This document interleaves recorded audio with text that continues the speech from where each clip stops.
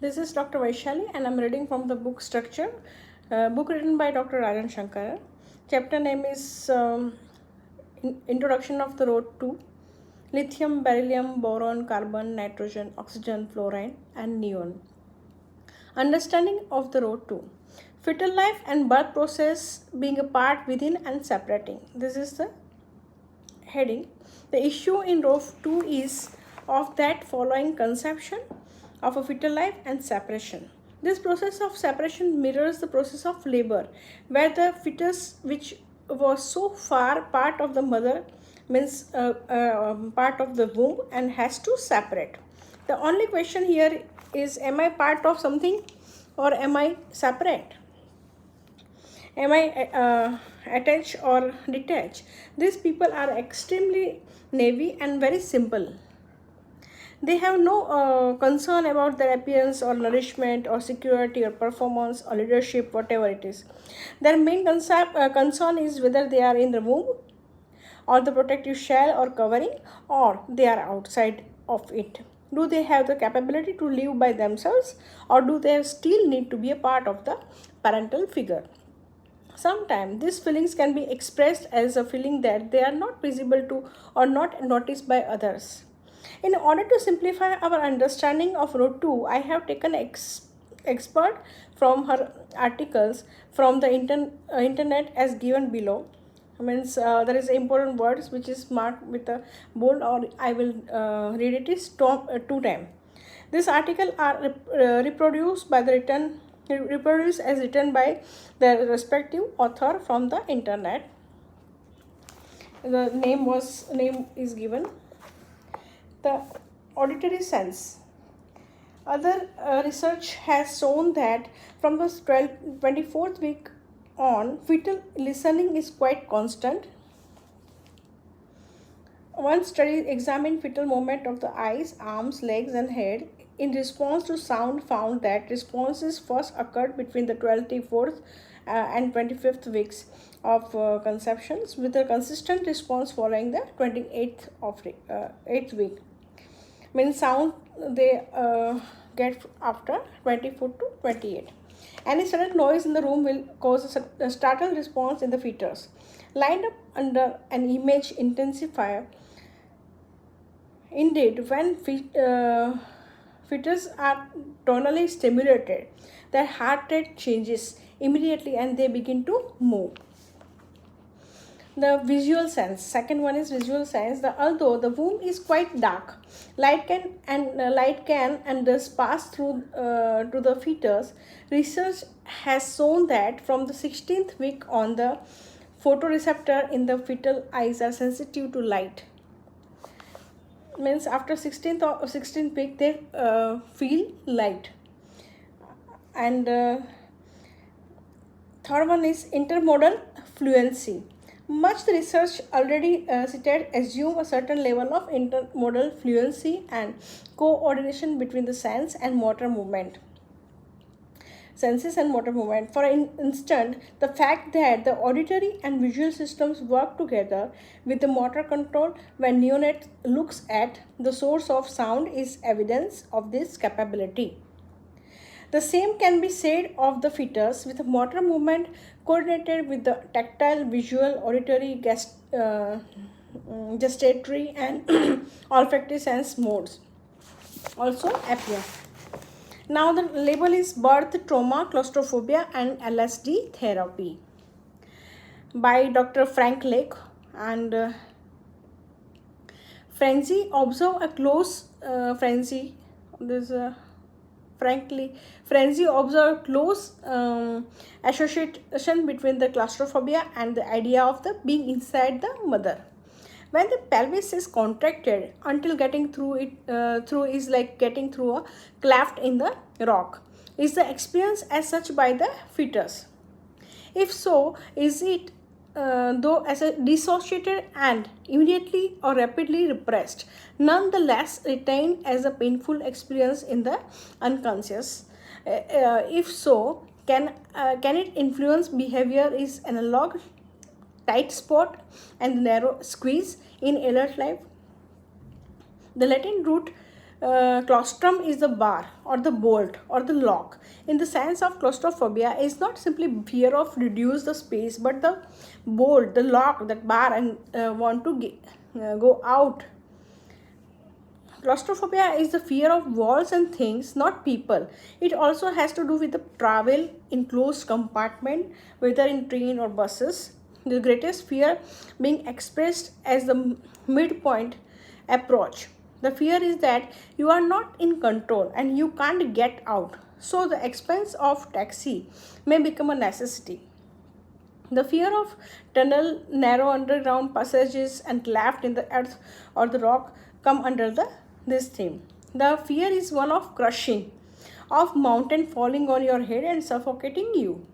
The now famous Jesuit anthropologist Teilhard de Chardin in The Phenomenon of Man writes that the whole psychology of modern discrete is linked with the anguish of space-time, of being crushed by the enormities of the cosmos.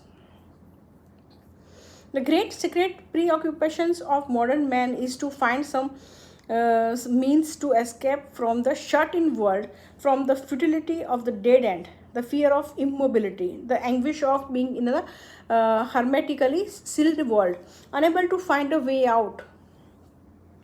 The quest for an issue is always with him for escaping, opening, outlet, outcome, ends, or solution. Human beings experience themselves, he say, as mind trapped through the miners trapped through the accident deep down in the earth. For these miners to summon up the courage needed for the difficult struggle to climb back up the shaft, they have to presuppose two things. Some opening exists at the other end, and when the opening is reached, there will be air to breathe again. Man may suspect that the openings at other end leads to what is inhuman or subhuman, deformed, and on the level lower than the noblest aspiration of the man. Returning to the medical concept of the claustrophobia, one scientist observed that skin and chest sensation are particularly common in claustrophobic anxiety. Skin and chest affect. Martin Roth in his recent BMJ paper on the anxiety, neurosis, and phobic state, BMG means this is article, he wrote that dizziness, feeling of faintness, tight sensation around the head, and aching in the neck and lower back are commonly complained of and are caused in part by muscular tension. The patient finds herself hopelessly engulfed in the outbreak of war or the revolution, trapped in burning houses or under crossfire in some desolate no man's land, or imprisoned in a lift from which there is no exit. The main complaint will be of constant sense of being wound up and edge, and of the responding in a startled and irritable manner to all unexpected stimuli. No matter how trivial, dangerous, or disaster are feared to be lurking behind every unexpected event. These descriptions unquestionably come under the theme of claustrophobia. It is characteristic, however, of these and other essential behaviorist account of the claustrophobia theme, and indeed of the person-centered theme of separation anxiety or the agoraphobia on the one hand, with the commitment anxiety to people who are too close and demanding on the others, that the account of the relevant psychogenesis are confined to recent precipitating events. No primary determinant are referred to. The possibility, for instance, that this variation on the claustrophobic theme might have a common origin in the birth trauma, tending to escape from the repression and return to consciousness in symbolically similar situation, is not mentioned. Statement made by the patient who believe themselves to be a re-experience the process of birth in the second stage of labor. You will see how closely they correspond to the medical description of the claustrophobia, where the sense of being in traveling along a tunnel with a small rotating movement, and in some cases of getting stuck or wedged. Number two, the sense of hypoxia or anoxia, felt as respiratory distress, breathlessness, and in some cases of suffocation or choking and cardiac distress. Third, the specific sensation to the head, vertex, occiput, sinciput, temporal bone, ear, eye, nose, jaw, face, mouth, throat, neck, chest, abdomen, navel, arm, hand, spine, groin, legs, and feet. Many of these are recorded as an unilateral event. Number 4, sensation of heat and cold, of noise, of taste, of light. Number 5, symbolic description of the whole process of birth. Patient express the symbolic process of birth during the history.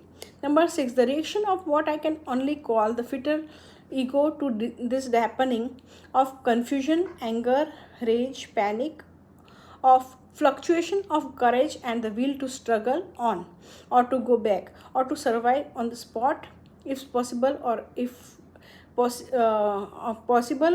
possible to die. Number 7, the sense of duration of time and the awfulness of waiting. Number 8, the record of final crawling and release as birth take place.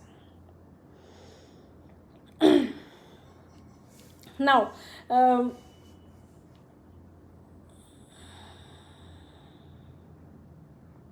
the last Carl Sagan profession to possess diametrically opposed view when they compared the process of death to that of being born. He was commenting upon the numerous testimonial of people brought back to life following their confined death and clinical death. Most of them shared the experience of traveling a dark tunnel. A combination of soft light and soothing voice and the figure of their deceased nearest and dearest awaited them at the end of this tunnel. All those who experienced it described light as the manifestation of the omnipotent, benevolent being. The tunnel, suggested Sagan, is a rendition of the mother's track. To start with, the delivery disrupt continuous physiological process not only quantitatively but also qualitatively. The neonate has to breathe, to feed, to eliminate waste, to regulate his body temperature. New function which were previously performed by the mother. And this physiological catastrophe, this schism increase the baby's dependence on the mother. It is through this bonding that he learned to interact socially and to trust others. The baby's lack of ability to tell the inside world from himself that from the outside only make matters worse. He feels that the upheaval is contained in himself, that the tumult is threatening to tear him apart.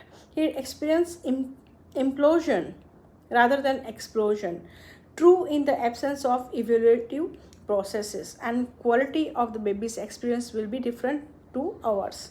But this does not disqualify it as a psychological process and does not extinguish the subjective dimension of the experience. If a psychological process lacks the evaluative or analytic elements, this lack does not question its existence or its nature.